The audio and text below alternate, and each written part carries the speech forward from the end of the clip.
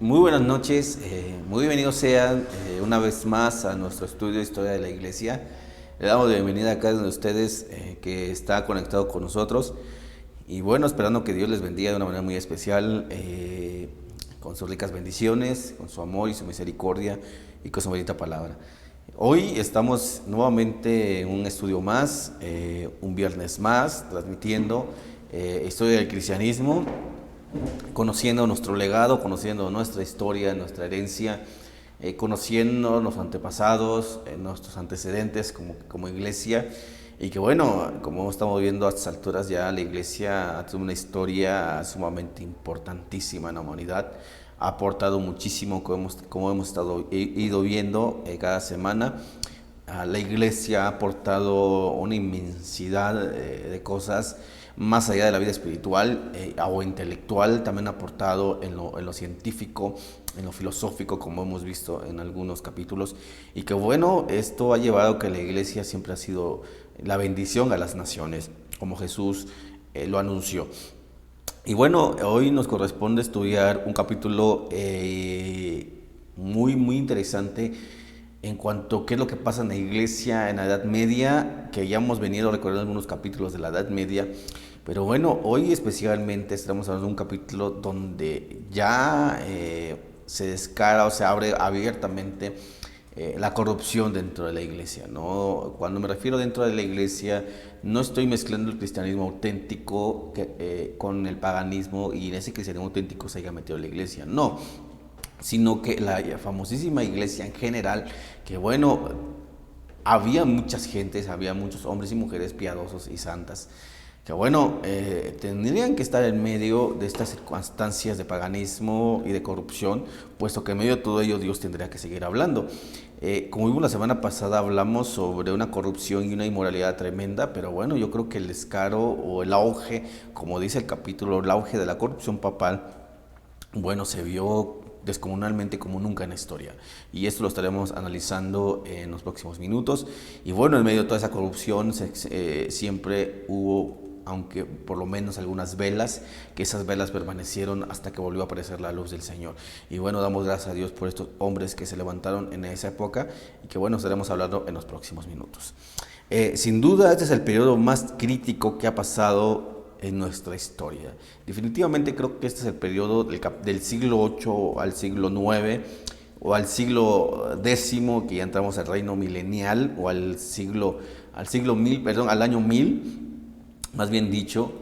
Estaremos hablando, bueno, qué pasó en estos siglos, qué es lo que aconteció. Bueno, tristemente creo que es en la época, los años más críticos que ha tenido que pasar la iglesia, donde el Señor, bueno, nunca dejó de obrar, pero donde el diablo obró de una manera tremendamente y los hombres, bueno, se corrompieron y se depravaron, igualmente que las mujeres, y que bueno, la herencia que había dejado la iglesia estaba a punto de desaparecer, jamás desapareció, pero bueno, hubo un asunto muy crítico que el Señor con toda sabiduría supo sacar adelante con sus hombres y sus siervas. Bueno, la idolatría en esta época, la superstición, el clerarismo, el monarquismo, el despotismo papal, el error y el engaño, además de los principios anticristianos, habían llegado a su apogeo más alto. Todo esto que acabo de mencionar ya había acontecido siglos atrás, pero no hay un apogeo tan alto como en estos siglos 8 y 9. Son los siglos donde la idolatría está en un apogeo tremendo, la superstición y este tipo de ideas que se había metido en la iglesia se practicaban. El clericalismo o el monarquismo, que era el poder papal que tenía autoridad sobre reinos, y que decían que ellos eran los portadores de la verdad y que decían que ellos eran la representación misma de Jesús y de Dios en esta tierra y que nadie podía discutir sus palabras puesto que eran infalibles. Bueno, no hay un auge más grande que en esta época. También, bueno, el error y el engaño, puesto que la ignorancia, la falta de escritura, la falta de conocimiento, de teología, bueno, habían llevado a un auge de error y de engaño de una manera descomunal en estos siglos.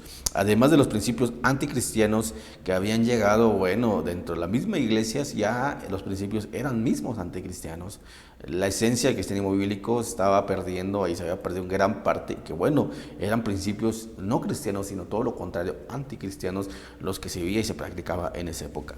Es triste, bueno, lo que vemos en estos siglos, pero más triste es lo que vamos a analizar, puesto que bueno, la iglesia perdió su rumbo en cuanto a términos generales. Debemos recordar que bueno, Dios siempre tuvo un pueblo siempre dispuesto a servirle.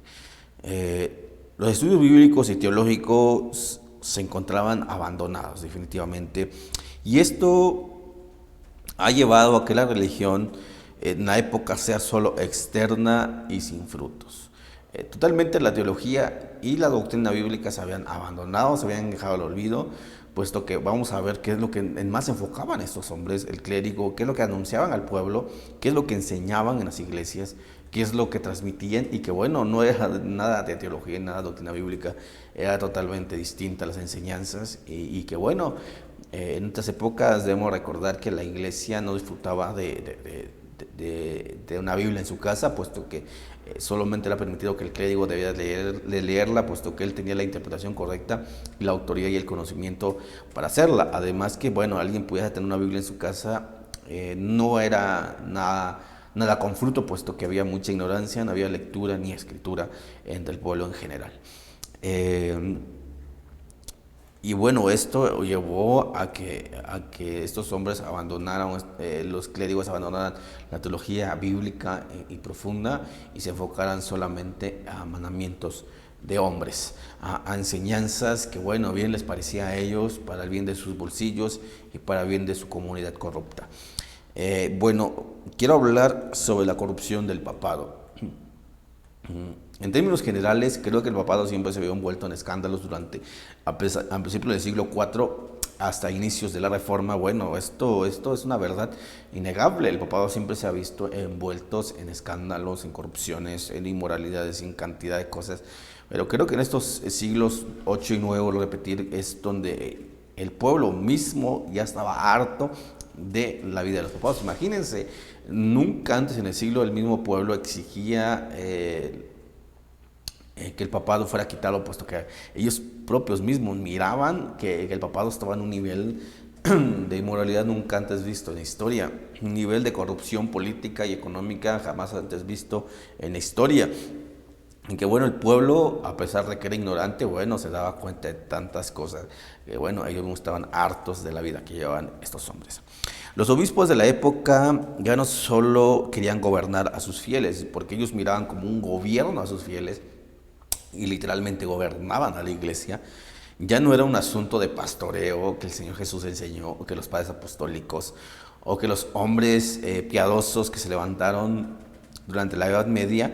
Era del servicio a la iglesia, era de amor hacia el prójimo, y que bueno, como el Señor Jesús enseñó, que bueno, el buen pastor da la vida por sus ovejas.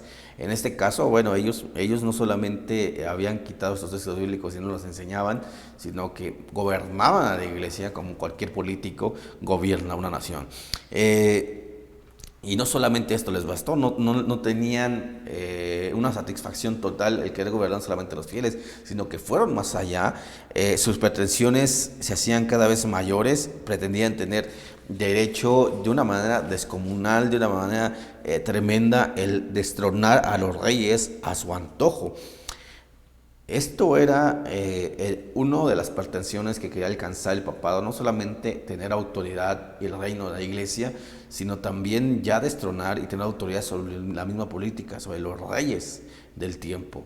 Entonces, esto eran sus pretensiones, que en algún sentido alcanzaron de una manera fructífera, puesto que, bueno, debemos recordar que en la época que Carlomagno, que estamos hablando unos años atrás, impulsó muchísimo este tipo de ideas en el papado, y que bueno, alcanzó un auge y alcanzó cierto fruto unos años después, y que es precisamente el papado o el reinado carolingo hizo que esto se afirmara cada vez más, y esto bueno, ambicionaba a estos hombres a querer alcanzarlo. Ya no solamente querer gobernar la iglesia, mirarla como una forma de exprimirlas económicamente y culturalmente, sino también ya ir por los reinos. Y que bueno, no solamente por los reinos, sino a los mismos fieles, tenerlos ciegos y en humilde sumisión. Esto siempre fue el pensamiento de estos siglos de papado. Y bueno, para esto usaron unos ciertos documentos para que tuvieran más firmeza, más fuerza sus ideales, para que tuvieran más convicción sus vidas o sus llamadas autoridad papal o infabilidad de Dios, de ellos hacia el pueblo. Y usaron unos ciertos documentos que históricamente son interesantes estudiarlos, pero que también de algún sentido carecieron de verdad histórica, que estaré hablando en los próximos minutos en qué tiempo, bueno, esto ya abiertamente se declara si son verdades o no son verdades, que son las famosas decretales. Las decretales papales, las famosísimas decretales papales. Ustedes pueden investigar los documentos acerca de las decretales papales. Esto de las decretales papales van documentos desde el primer siglo, abarcando desde los padres apostólicos hasta el siglo IX. Estos siglos, estas centurias, abarcan básicamente toda la historia de las decretales, que bueno, son varios documentos escritos según el papado, contenían suficiente autoridad para ejercer lo que ahí estaba escrito. Ellos decían que lo que estaba escrito en las decretales, bueno, tenían una autoridad suficientemente, es más, lo ponían al grado de un asunto bíblico. Ellos decían que tenía la misma autoridad que puede tener la Biblia, ¿no? Puesto que la Biblia la habían dejado de usar, las decretales tenían más autoridad y más peso en la época, imagínense. La Biblia no tenía peso, pero las decretales sí. Y bueno, ellos decían que tenían suficiente autoridad para llevarse a cabo lo que estaba escrito ahí. En su momento se le atribuyeron estas decretales, bueno, no todas, pero algunas decretales a una de las mentes más brillantes que existió en el siglo VI, que bueno, de las mentes brillantes del catolicismo, llamado Isidoro de Sevilla. Isidoro de Sevilla fue una de las mentes brillantes del catolicismo, y vaya, bueno, yo debo de alguna manera de admirar el trabajo que hizo Isidoro de Sevilla, pero bueno, él abiertamente siempre fue católico y que siempre amó la iglesia y el papado, pero que bueno, sus escritos no están nada mal. Por ejemplo, ustedes pueden ver las etimologías de Isidoro de Sevilla por la editorial BAC, y ustedes verán un contenido amplio de muchas etimologías de diferentes ramas. Bueno, esta mente brillante se le atribuye muchas decretales, pero que bueno, él jamás escribió ninguna de ellas, y que ni por enterado estuvo jamás de que se la habían atribuido siglos después, puesto que él ya había fallecido. Pero bueno, después de algunos siglos se le atribuyen a él las decretales. El papado, la iglesia, los clérigos, bueno, con tal de esconder su corrupción, bueno, ellos básicamente echan por delante a Isidoro de Sevilla y dicen, bueno, él escribió esto y por lo tanto tenemos que respetar lo que el Señor le dijo. Y estas decretales, bueno, lo usaron para viles de mentiras, para su propio beneficio. Como por ejemplo, una de las decretales que dice es que nadie puede hablar de un obispado mal, puesto que está hablando mal del Señor Jesús, puesto que ellos dicen que lo ven como la niña de sus ojos. Ellos interpretan que la niña de sus ojos es el obispado, es el clérigo, y que no pueden hablar mal de ellos, puesto que son la niña de sus ojos. Y esto hace que el Señor se enfurezca con aquellos que hablan mal del papado. Esto es una de las tantas decretales que ellos impulsan. Para empezar, es una pésima y malísima interpretación acerca de ese texto. Y bueno, y segundo, un asunto que jamás fue referida ni siquiera al papado, puesto que esto habla a un pueblo, es más, al pueblo judío. Y bueno, en este caso se hicieron una cantidad de decretales, como ya podemos imaginarnos, todas eran unas viles mentiras. Algunas sí eran escritos auténticos, pero para empezar no eran ni siquiera decretales, y que bueno, las malinterpretaban. No era un asunto que fueran escritas para el bien del obispado o beneficio del obispado, sino que había cierta autoridad que debía de ejercer el ministerio. Esto lo vemos en la Biblia, lo vemos en el apóstol Pablo escribiéndola a Tito o a Timoteo, y podemos verlo en los escritos de los padres apostólicos, bueno, que le daban cierta autoridad a a los obispos, a los siervos del Señor, a los pastores, pero que bueno, esto pues lleva muchísimas más responsabilidades más allá de la autoridad. Y bueno, lo que hicieron el papado de estos siglos fue inventar una cantidad de decretales solamente para el beneficio de ellos. Esto hace que, bueno, hay una cantidad de beneficios, hay una cantidad de robos, de engaños, de mentiras que despojan a los fieles, despojan a los reinos, no solamente hablando económicamente, sino también culturalmente. Y para ellos, bueno, ellos eran intocables en la época. Ellos decían que tenían el respaldo de Dios y que tenían un llamamiento divino y que tenían una conexión directa con Dios y que por lo tanto todo lo que ellos dijeran era una verdad infalible. Y bueno, tanto fue la influencia de estas decretales, tanto fue el auge y la autoridad que tuvo en estas épocas, que bueno, por ejemplo, su influencia en los papas, en los concilios, en los sinodos y en otros eclesiásticos apelaban a ellas como suprema autoridad. Imagínense en los sinodos, es como un concilio, los sinodos eran como un concilio, pero un poco más reducidos. Por ejemplo, la vida del papado, la vida de los eclesiásticos, apelaban a ella con suficiente autoridad. Imagínense, en esos eventos sumamente interesantes, importantísimos en la historia, como son los concilios, usaban las decretales como fuentes de autoridad. Imagínense, esto era tremendo. Qué bueno. Gracias a Dios que en el tiempo de la reforma, tiempo antes, yo diría pre-reforma, se habla acerca de estos documentos y que bueno, se dan a conocer como apócrifos, no se dan a conocer y bueno, descubren que es una vil mentira y abiertamente declaran que los decretales solamente habían sido unas invenciones papales que solamente ha servido para servirse de ellas, para su bien, para su economía, para su política y para su cleriquismo totalmente corrompido. Se dan totalmente abiertas las declaraciones diciendo que eran apócrifas, como muchos ya habían declarado en su tiempo, que bueno, no habían tenido suficiente voz, no habían tenido suficiente impulso o apoyo como para declararlas abiertamente, o que el cleriquismo dejaba de servirse de ellas. Ya después del siglo XV en adelante, ya ningún papa siquiera mencionaba las decretales, puesto que ya habían descubierto que era una vil mentira. Jamás, del siglo XV para adelante, ustedes pueden investigar históricamente, ningún papa o algún clérigo se ha atrevido a hablar abiertamente que los decretales eran autoridad de Dios. Jamás se han atrevido a hacerlo, puesto que ellos también saben que era una vil mentira lo que se había hecho en el pueblo durante estos siglos.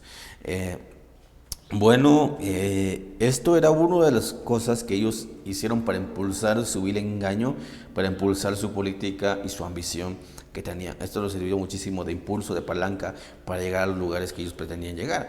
Bueno, esto no solamente fue un asunto de corrupción que existió en la época, es más, es solamente el principio de lo que sucede en el tiempo. Por ejemplo, las elecciones del papado siempre estaban llenas de escándalo y derramamiento de sangre. Esto era una verdad que no se puede negar. Las elecciones del papado siempre se han visto envueltas igual en escándalo, pero específicamente en estos siglos, bueno, eran escándalos no solamente de inmoralidad ni económica, sino también asunto de vida o muerte. Estaremos hablando sobre algunos aspectos, bueno, algunos eventos que pasaron en ese tiempo, de cómo se mataban entre ellos para llegar al poder. Y bueno, en aquel tiempo se podía llegar al papado, es más, hasta 3 papas podían estar al mismo tiempo en el Vaticano. Podían estar hasta 3 papas dentro del mismo poder papal. Y bueno, no es comúnmente como se vio anteriormente a estos siglos que había un solo papa, o como se ve hoy en día que solamente hay un solo papa. En aquel tiempo, bueno, podían llegar al poder 3 papas. Porque, bueno, eso era un asunto claramente de corrupción, puesto que algunos podían tener más poder político y algunos unos poderes más económicos, en que, bueno, entre ellos había amenazas de muerte, de que si uno llegaba al poder, bueno, al otro lo tenían que matar para que quedase con el trono el siguiente papa. Entonces, para llevar la fiesta en paz, de que no hubiese muerte o exilios o encarcelamientos, bueno, decidían llegar al acuerdo que los 3 gobernaran, ¿no? Esto era un acuerdo entre ellos, no era un acuerdo del pueblo, no era un acuerdo clerical, era un acuerdo papal. Y ellos decían, bueno, los 3 vamos a gobernar y todos felices, todos llegamos al cometido, y que bueno, esto ocurría muy comúnmente en aquel tiempo. Y que en aquel siglo VIII y IX especialmente, bueno, es un asunto tremendamente que se le llamó el siglo de la pornocracia. Es un asunto sumamente tremendo. ¿Por qué pornocracia? Bueno, porque el poder papal en ese siglo estaba lleno de inmoralidades sexuales de una manera totalmente terrible y degradante. Esto es un asunto muy, muy tremendo. Por ejemplo, la inmoralidad sexual de los papas contaba, por ejemplo, con sus concubinas. Ellos tenían básicamente mujeres, y no esposas, sino mujeres y amantes, que bueno, solamente vivían sexualmente con los papas, y que el pueblo sabía de sus amoríos, el pueblo sabía de este tipo de prácticas, y no solamente se conformaban con esto, sino practicaban orgías entre el papado y ese tipo de mujeres. O sea, a este nivel llegaba la inmoralidad de esa época, por eso se le conoce como el siglo de la pornocracia. Era muchísimo la inmoralidad que se vivía en ese tiempo. Por ejemplo, el dominio del papado acerca de 50 años, estamos hablando del siglo IX, por 50 años fue dominada por una mujer. El dominio del papado no fue por el papado, sino una mujer estaba detrás del papado llamada Marosía. Y bueno, esta mujer manejó el papado durante 50 años junto a su hija María, y que bueno, hicieron una cantidad de crímenes y una cantidad de asuntos, y que ellas decidían quién llegaba al poder papal y quién no. Ellas lo decidían, no había un poder más alto que ellas. Los papas podían aparentar que tenían el poder de la iglesia, pero bueno, detrás de ellos estaban estas mujeres. Ellas decían quién llegaba al trono y quién no llegaba. Y si se rehusaban, por ejemplo, la autoridad de ellas, simplemente los envenenaban y bueno, los mataban, y de esa manera ellas hacían que llegara al poder las que ellas decidían que llegasen. Esto es una realidad histórica que bueno, no están escritos en los libros de historia del catolicismo y no están escritos en la historia de un universal quizás, puesto que bueno, estos escándalos siempre trataron de esconderlos, entre muchos más escándalos que bueno, no tengo tiempo para hablarlos, pero que es una realidad que pasó históricamente. Bueno, los crímenes, como acabo de mencionar, que llegaban a cometerse en esos siglos para llegar al poder papal, bueno, estaríamos hablando en algunos aspectos qué es lo que ellos hacían, que fueron algunos de aquellos crímenes. Por ejemplo, los crímenes para llegar al poder, si bien el ocupar el lugar del papa era motivo de muchísimos enemigos, o sea, alguien que llegara al poder papal, esto hacía que se ganara muchísimos enemigos, como acabo de decir cuáles eran las razones. Y bueno, que enemigos que codiciaban dicho poder del mismo círculo. Eran del mismo círculo, no era envidia de algún país lejano, de algunas otras ciudades, sino era del mismo círculo cercano, que bueno, se ganaban la mismísima enemistad de ellos, puesto que era envidia por querer gobernar y tener poder en aquella época. Por eso era muy común el envenenamiento entre ellos, darles muerte, mandarlos a matar. Y bueno, hubo casos de hasta encarcelar a los aspirantes al papado y matarlos ahí de hambre. O sea, los olvidaban, literalmente los dejaban encerrados y los olvidaban hasta que se morían de hambre. Hubo casos de este tipo, que bueno, se disputaban el poder papal y que llegaron a cometer este tipo de atrocidades. Y que bueno, hubo un caso ¿cómo diría yo? Un caso muy peculiar, que bueno, esto lo narra el historiador de la iglesia cristiana Bareto. Es un caso muy peculiar, que bueno, quiero leerles qué es lo que pasó con el famosísimo Papa Formoso. Es un asunto muy tremendo, puesto que este hombre pasa una época donde sus enemigos, bueno, le hacen un asunto bien tremendo. Por ejemplo, quiero leerles el caso de Formoso, escrito por el historiador cristiano Bareto.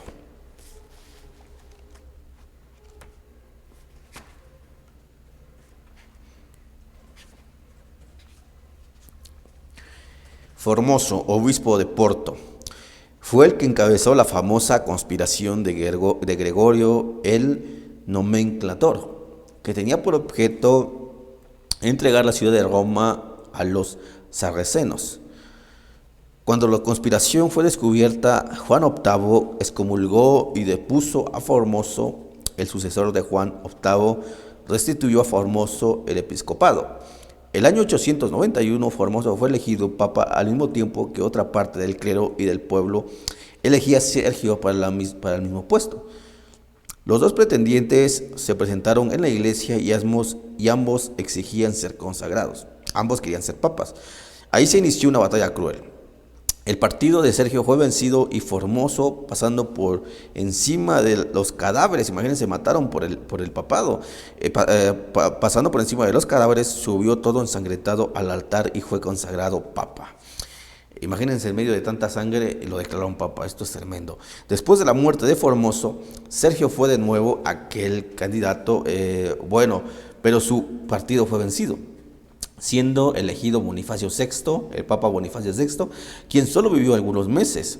En la nueva elección triunfó el partido de Sergio, pero no lo eligieron a él, sino a Esteban VI, un subordinado de Sergio, quien se inició deshaciéndose de todo lo que había hecho Formoso. Después, para hacerse infamemente inmortal, ejecutó un acto que no conoce otro igual en la historia de las venganzas. Y es aquí donde empieza este relato de una historia de venganza sumamente tremendo. Hizo desterrar el cadáver de Formoso, lo hizo vestir con las ropas pontificiales, después ordenó que lo llevasen ante un concilio que habíase reunido expresamente para unir la burla a la ferocidad. Mandó que fuese juzgado como si se tratase de un vivo. O sea, pone un cadáver ahí y lo juzgan como si estuviera vivo. Esto es tremendo.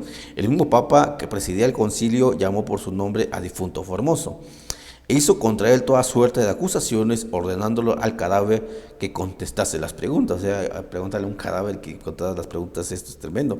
Y como el cadáver no respondiese, lo declaró convicto y pronunció contra él la condenación sacro aprobante concilio, por lo cual el cadáver de Formoso fue despuesto del papado y excomulgado, despojado de las insignias papales, y en la misma iglesia le cortaron los 3 dedos de la mano derecha con la que bendecía, y luego, desnudo y mutilado, fue arrastrado por las calles de Roma y finalmente tirado al Tíber. Es un acontecimiento muy peculiar en la historia que, esto es lo que se vivía en aquella época. O sea, a este auge había llegado la corrupción, la inmoralidad, la depravación, la falta de sensibilidad, que imagínense, para llegar a estas alturas, históricamente es imaginable quizás, históricamente esto es degradante, que en medio de todas estas influencias, uno pudiese pensar que Dios se olvidó de la iglesia, que el control del cristianismo se había perdido, que el cristianismo había desaparecido. Aparentemente podemos ver que esto se había perdido ya y que Dios no tiene ninguna oportunidad de restablecer a su iglesia, pero veremos a continuación qué es lo que sucede. En aquella época también se vendían los obispados. También la corrupción llegó al grado de vender los puestos de obispo al mejor postor. O sea, imagínense, si alguien quería ser obispo, solamente era pagar una cierta cantidad y el mejor postor podía llegar a ser obispo. No importaba que fuera un asesino, no importaba que no tuviera educación eclesiástica ni teológica, no importara si tenía antecedentes, si no tenía, no importaba nada. Aquí lo que importaba era el que tuviera más dinero y el que llegara al precio del obispado, se quedaba con el puesto del obispado. Hubo casos, por ejemplo, que llegaron a ser obispos niños de 10 años, imagínense, niños de 10 años y eran obispos, pero detrás de ellos habían personas con muchísimo poder que habían comprado el obispado para que ellos ejerciesen dicho oficio. Esto es lo que se hacía en aquella época. Sin duda, la luz celestial alumbró en medio de toda aquella circunstancia, en medio de tanta oscuridad. Dios había preparado a grandes hombres en medio de todo el caos. Dios estaba preparando aquellas, como dice el capítulo, aquellas velas en medio de tanta oscuridad. Dios había levantado ya a hombres que en medio de todo esto, por supuesto, la voz de Dios siguió hablando y tenía que hablar, como ha pasado en toda la historia. Por ejemplo, en aquel tiempo se levanta un hombre llamado Benedicto de Languedoc. Este hombre Fue obispo, fue siervo del Señor. Tristemente, no hay nada de información de él, es muy poquísima la información que hay de él. Benedicto de Languedoc, bueno, fue un hombre que se levantó dentro de la iglesia, pero que no vivió conforme a la iglesia, ni sus costumbres, ni su estilo de vida. Fue un hombre que, bueno, denunció el paganismo y la vida falsa que se lleva dentro del cristianismo. Este hombre denunciaba que realmente era una falsedad, una vil mentira, y que esto traería el juicio de Dios a aquellos hombres. Se levanta, Benedicto de Languedoc se levanta en medio de todo este auge de corrupción y empieza a hablar acerca de que están jugando con el fuego divino, que están haciendo provocar la ira de Dios y que esto traerá pronto juicio a la vida de ellos. Tristemente no hay mucha información de la vida de este hombre, pero bueno, fue una de las mentes que se levantó en este siglo. Otro de los hombres que se levanta es Agobardo de León. Este hombre es tremendo, Agobardo de León. Bueno, fue obispo de León entre los años 816 y 840. Nació muy probablemente en España en el año 779, pero su ministerio fue entre el siglo VIII y el siglo IX. No se sabe nada de su juventud, pero bueno, él fue obispo de la ciudad de León y bueno, fue instruido por Lidrado.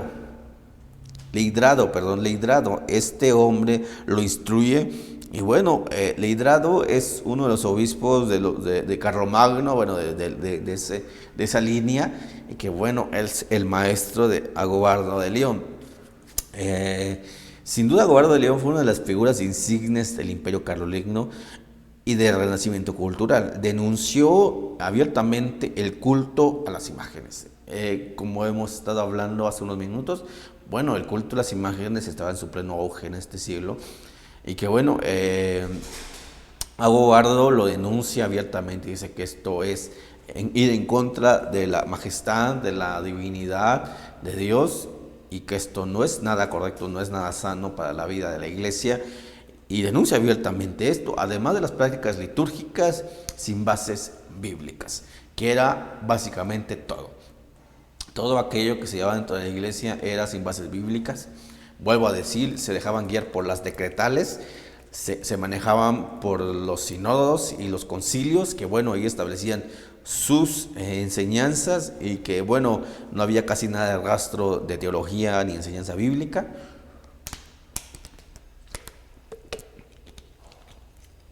Y bueno, lo que hacen es enseñar totalmente mandamientos de hombres.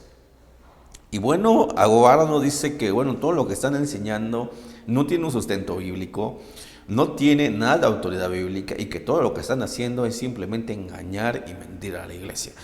Entonces lo que hace Agobardo es decir que todas sus liturgias están paganizadas y están llenas de error, y que es una vil falsedad lo que están haciendo. Él denuncia que bueno, todo lo que están haciendo no tiene ninguna pizca de bíblico y no tiene una pizca de verdad de Jesucristo, y que bueno, por lo tanto esto es una mentira, y empieza a denunciar abiertamente lo que sucede en aquel tiempo. Fue un hombre que fue luz y que fue aquella una de las velas que se levantó en tanta oscuridad, que bueno, el Señor tenía preparado para la iglesia. Este hombre hizo grandes cosas, grandes movimientos, y que bueno, sacudió a la iglesia en algún sentido.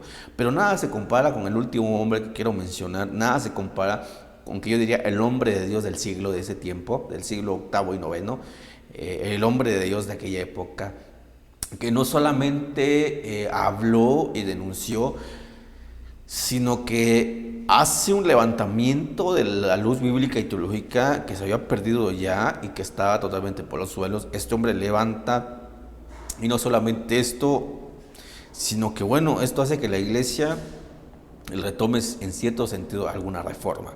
Y bueno, el hombre que quiero mencionar es Claudio de Turín. Claudio de Turín, definitivamente, si hablamos de algún hombre de Dios de este siglo, definitivamente sería él. Claudio de Turín nació en el año 780 en España, discípulo de Félix, el famosísimo obispo de Urgel, que lo inició en el estudio del Nuevo Testamento. Lo inició en el estudio del Nuevo Testamento. Bueno, Claudio de Turín inicia un conocimiento del Nuevo Testamento de una manera clara y profunda, puesto que esto lo demuestra posteriormente en sus escritos y en sus comentarios. Lo inicia en el Nuevo Testamento y le enseña a odiar básicamente la idolatría. Era un hombre literalmente piadoso. Claudio de Turín es enseñado en el Nuevo Testamento y es enseñado a que debe de odiar la idolatría, y que no es, por supuesto, nada sano para la iglesia, y es instruido en esto y le dan bases para tener ese tipo de sentimientos hacia la idolatría, y que bueno, esto lo hace a él un hombre piadoso. Claudio de Turín era un hombre piadoso. Y miraban en Claudio de Turín, imagínense, la gente miraba en Claudio de Turín la piedad, el conocimiento y el amor a la verdad, que bueno, el mismo pueblo, la misma gente influyó muchísimo para que él fuera obispo de Turín, porque ellos miraban que en Italia, bueno, estaba muchísimo el auge de la corrupción, y en España el auge de la corrupción papal descomunal, que bueno, la gente miraba en Claudio algo muy especial, miraba una luz, miraba una esperanza que el Señor estaba trayendo en ese tiempo, y que influyó muchísimo para que él fuera obispo de Turín. Algo que bueno, Dios providencialmente empieza ahora en él. Claudio rechazaba las tradiciones que no estaban de acuerdo al Evangelio. Claudio empezó a hablar, empezó a decir que bueno, las tradiciones que se estaban llevando a cabo dentro de la iglesia, y que no estaban dentro del margen evangélico y bíblico, era corrupción y era una vil mentira, que bueno, él empieza también a quitar y dice, no, esto no es nada sano, no es nada bueno, y empieza a hacer ese tipo de reformas en el lugar que lo había Dios puesto. También rechazó las oraciones por los muertos, lo que se hacían, por ejemplo, las oraciones por los purgatorios, los almas que estaban en el purgatorio, que bueno, y que en ese sentido este hombre dijo, esto no es nada de verdad que se enseña en la Biblia, y empezó a rechazar ese tipo de prácticas que se llevaban a cabo en ese tiempo, las oraciones de los santos, el culto a la cruz y a las imágenes, e invocación a los santos. Este tipo de prácticas que se llevaban muy fuertemente en ese tiempo, bueno, él empieza a rechazarlas y empieza a decir que esto no es el camino y no es lo que tiene que llevar a cabo, y los empieza a quitar del lugar donde Dios se había puesto, empieza a enseñar la verdad bíblica, la verdad que había aprendido del Nuevo Testamento, y que bueno, empieza a haber cierto cambio en el lugar que Dios había puesto la vida de este hombre.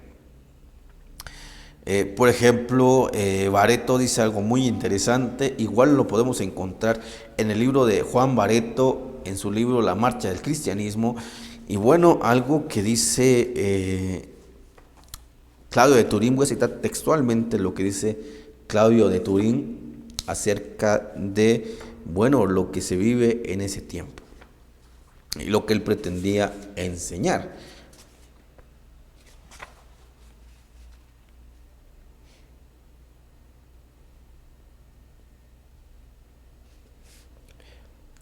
Dice Claudio de Turín: yo no establezco una nueva secta, escribía el abate Teodimocino, sino que predico la verdad pura, y tanto como es posible, reprimo, combato y destruyo las sectas, los cismas, las supersticiones y las herejías, las que nunca dejaré de hacer con la ayuda de Dios.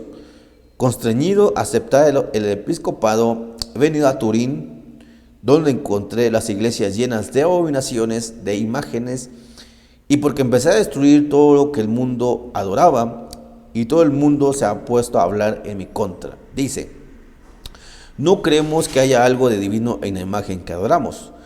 No la reverenciamos, sino en honor de aquella persona que representa. Y contestó: si los que han abandonado el culto al de los demonios y honran las imágenes de los santos, no han dejado de los ídolos, solo han cambiado los nombres. Si hubiese que adorar a los hombres, sería mejor adorar a los vivos, mientras son la imagen de Dios, y no después de muertos, cuando se parecen a piedras. Y si no es lícito adorar a las obras de Dios, menos se deben adorar las de los hombres. Combatiendo la adoración de la cruz, dice en otro lugar: si tenemos que adorar la cruz porque Jesucristo estuvo clavado en ella, debemos adorar muchas otras cosas también. Que adoren los pesebres porque Jesús al nacer fue puesto en un pesebre. Que adoren los pañales porque Jesucristo fue envuelto en pañales. Que adoren a los barcos porque Jesucristo enseñó desde un barco. Las peregrinaciones a Roma y la confianza de la gente en la protección papal levantaron las vivas protestas de Claudio. Como puede verse en el párrafo, volver a la razón, miserables transgresores. ¿Por qué os habéis dado vuelta de la verdad? ¿Por qué crucificáis de nuevo al Hijo de Dios exponiéndolo a la ignominia? ¿Por qué perdéis las armas haciéndolas compañeras de los demonios al alejar del Creador por el libre sacrilegio de vuestras imágenes y representaciones, precipitándolas en una eterna condenación? Si bien que tiene mal este pasaje del Evangelio, tú eres Pedro y sobre esta piedra edificaré mi iglesia y os daré las llaves del reino de los cielos. Es apoyándose locamente sobre esta palabra que una multitud ignorante, estúpida y destituida de toda inteligencia espiritual acude a Roma con la esperanza de obtener la vida eterna. Ciegos, volver a la luz, volver a aquel que alumbra a todo hombre que viene a este mundo. Esto es lo que Barreto enseñaba y lo que decía, y el pensamiento de este hombre, nada lejos de lo bíblico, nada lejos del pensamiento de los apóstoles, nada lejos del pensamiento de los cristianos que han amado al Señor. En medio de todo lo que estamos viendo, esta es la mente de Claudio de Turín. Un hombre que Dios levanta, un hombre que Dios está usando de una manera tremenda en aquel lugar, en Turín, en Italia, y que bueno, esto hace que la iglesia empiece a retomar, en cierto sentido, una reforma. La actividad literaria de Claudio de Turín fue grande.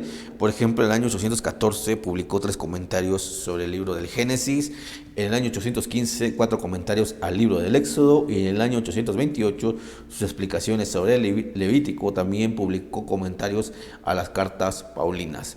Esto fue alguno de los trabajos que hizo Claudio de Turín en algunos años consecuentes. Publica comentarios bíblicos.